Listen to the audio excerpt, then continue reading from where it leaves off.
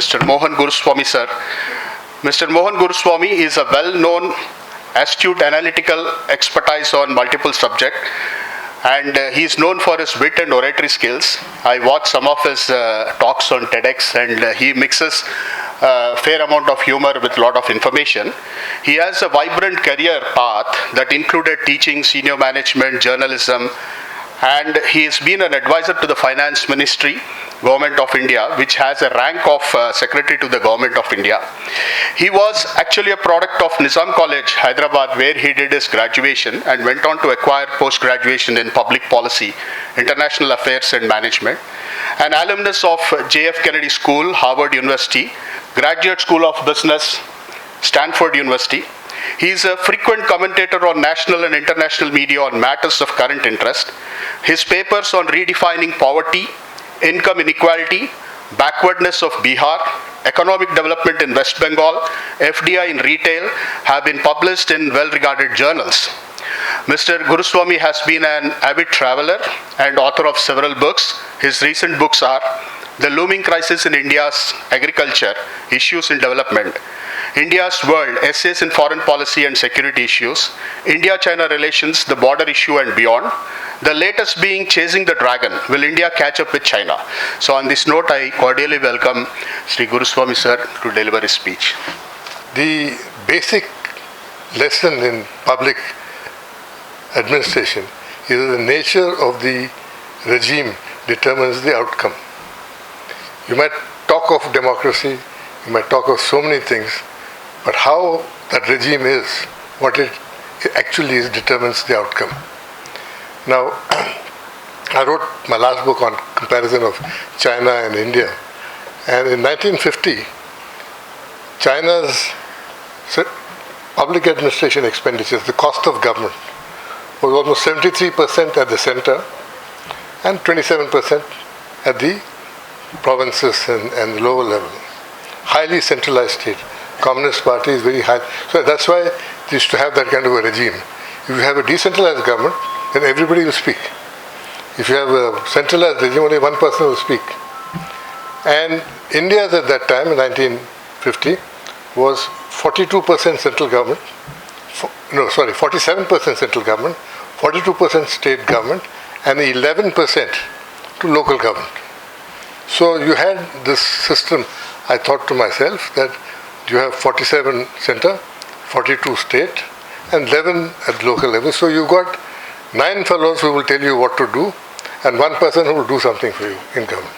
That's a simple analysis of that. Then I studied the same situation in 1950.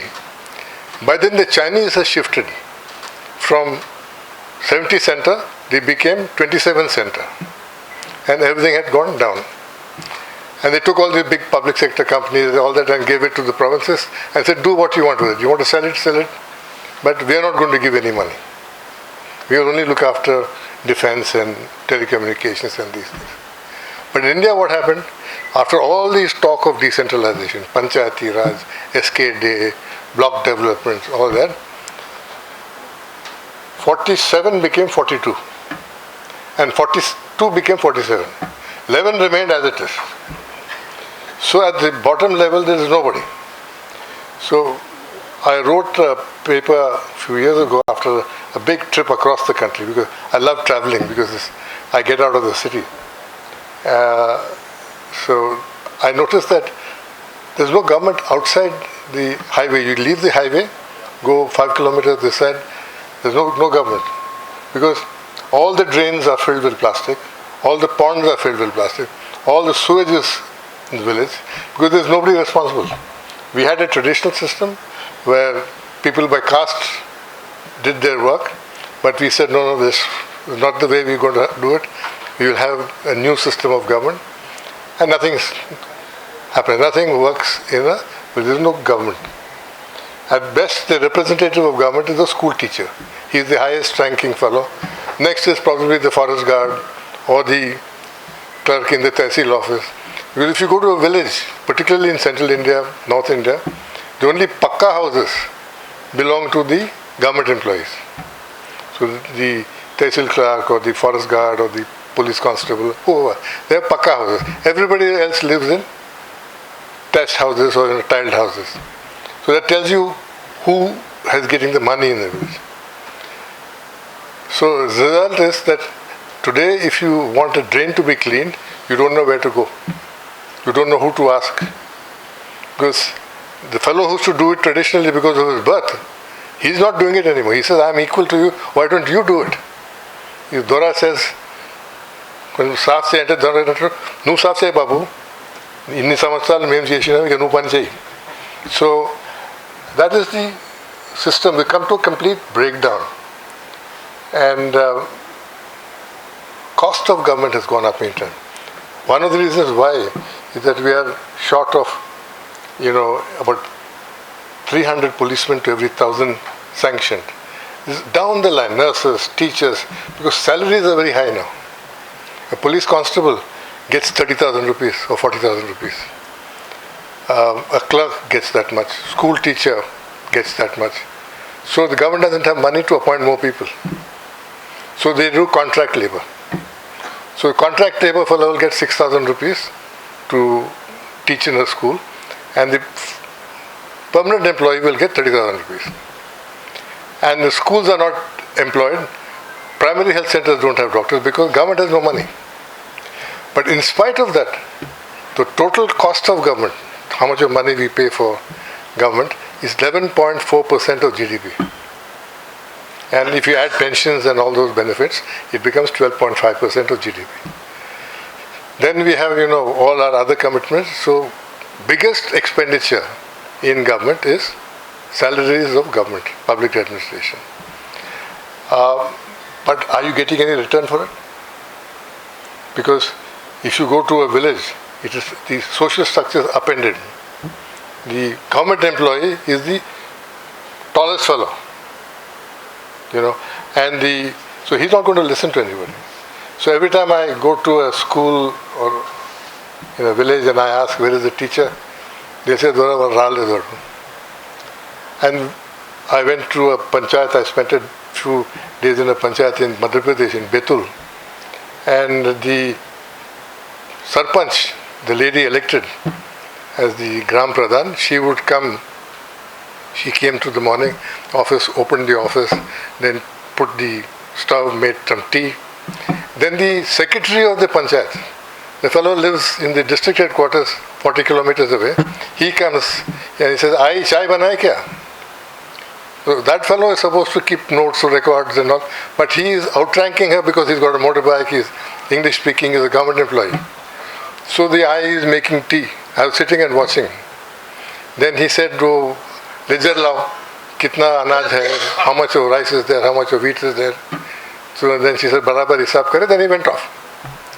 So government has effectively not transferred to people. So I said that something has to be done.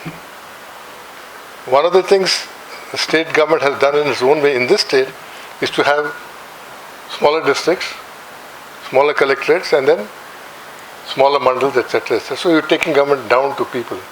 But yet you are still stuck with the problem of not having people to work for you. Even in a city, if your tap goes, who will you go to? Or your electric bulb outside the street is not working, by the time you call the fellow, it's taking 4-5 days. So there's nobody doing any work. And this cost of government is very high, so 9 people doing nothing. So when Rajiv Gandhi said 85% doesn't go down, this is what he meant, not corruption. There are too many fellows in between, doing nothing. Corruption actually is not so big as we make out. Corruption in India is all small corruption, 5 rupees, 10 rupees, nothing, cup of tea. But if you want to see corruption, you must go to China. Everybody is corrupt. All the Politburo members have properties in America. All of them. Most of them are billionaires. Indian corruption, till Rafale and things started happening, is very small. So I don't think we are hung up on corruption, but we should be looking at reforming government. Reform is decentralization, empowering people. I don't know why a school in a village should be run by the director of education sitting in Hyderabad, or the director of medical services is running a clinic somewhere else in Adilabad. The people of Adilabad, we should have, in the old days we used to have district medical boards, district education, they've all gone, all become nice and central. So when I was in government, one day I was asked by the then Home Minister to write a paper on decentralization. Because every government which comes says decentralize karna hai. They understand the problem. So I made a presentation and all that, and all the chief ministers invited. So Chief Minister of Gujarat, it was Keshubhai Patel, he heard carefully and he said, ये सब करेंगे तो हमारे पास कौन आएगा? So that is the basic question which Mani and his friends have to address. कि the minute government is decentralized, तुम्हारा दुकान बंद.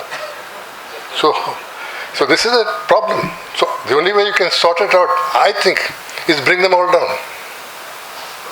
And we need to restructure government. And Manmohan Singh said, I will reform government.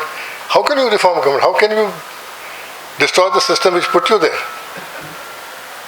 So I think we've gone far. So either the system has to break down, or the country has to break down, or the entire system. So something has to be done. Something will happen. You can't continue like this forever. Sooner or later something will happen, and people of India have got a lot of life, a lot of strength, and once they're up, they're up. Thank you very much. Sir, that's a lucid account of ground realities. Thank you very much. And what happens in suburban areas and villages and what needs to be done.